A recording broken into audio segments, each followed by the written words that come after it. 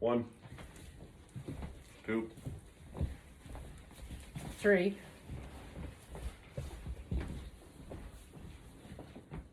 'You have a fear of public speaking and you're in speech class, getting ready to present your speech. You're getting worked up, sick to your stomach, heart racing, and becoming sweaty. Kind of how I am right now. This is your body responding to stress. Stress can have many effects on a person's physical and mental health. I suffer from the effects of stress every day and am currently taking a stress management course and have followed up with much research about this topic. Today I want to tell you what I learned about what stress is and the effects it has on your body. I will describe the effects it has on your physical and your mental health. Let's start by talking about what stress is. Stress is the mental and physical reaction to life experiences. According to the World Health Organization, stress can be defined as a state of worry or mental tension caused by a difficult situation. Stress is a natural human response, and everyone experiences stress in their lives. Occasional stress is a normal coping mechanism. However, long-term or chronic stress can create or worsen a wide range of health conditions. According to my textbook, Stress, Health, and Well-Being by Rick Harrington, who was a health psychologist and professor of psychology at the University of Hudson, states that there is stress that can be good and may contribute to positive aspects. This is called eustress. For example, being a bride or groom at a wedding or participating in sports. This is a type of stress that challenges you in a way that makes you motivated, satisfied, and is even enjoyable. When you're under stress, your body reacts by releasing hormones that produce the fight or flight response.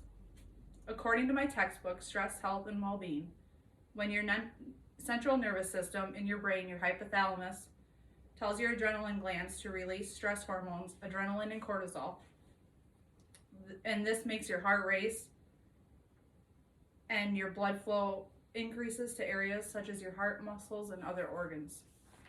If the stressor doesn't stop and go away, your hypothalamus will not tell the body systems to go back to normal. Now that we discussed what stress is, let's discuss what it does to your body systems. First, we'll discuss the respiratory and cardiovascular systems. During stress, you breathe heavier, so your body can deliver oxygen-rich blood all over.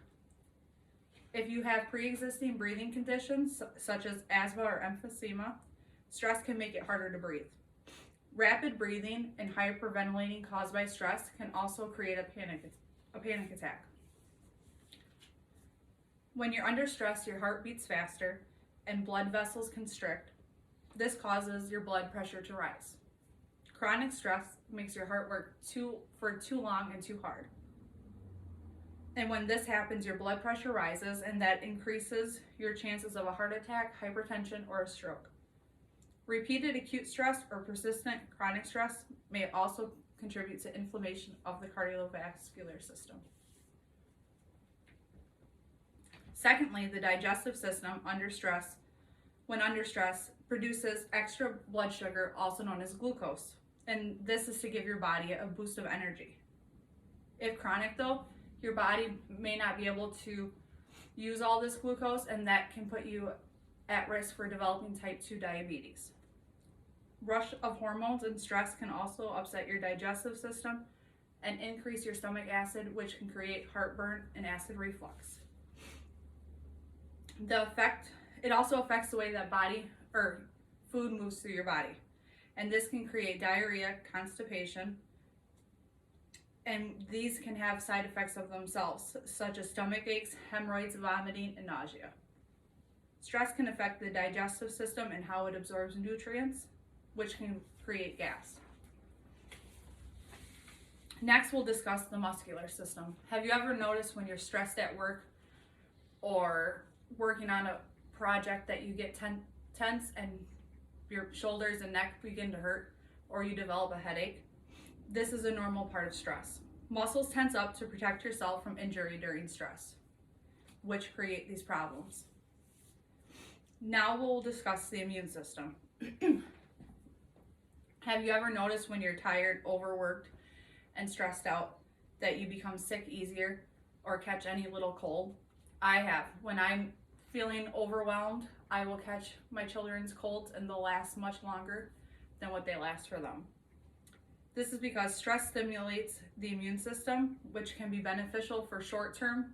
However, over time, the hormones will weaken your immune system and make it harder to fight off other germs. So people with chronic stress are prone to illnesses such as the cold, flu, and infections, and the recovery time will last much longer. And finally, we'll discuss the reproductive system. In men, if stress continues, testosterone levels will begin to drop, and this can cause erectile dysfunction and drop sperm production.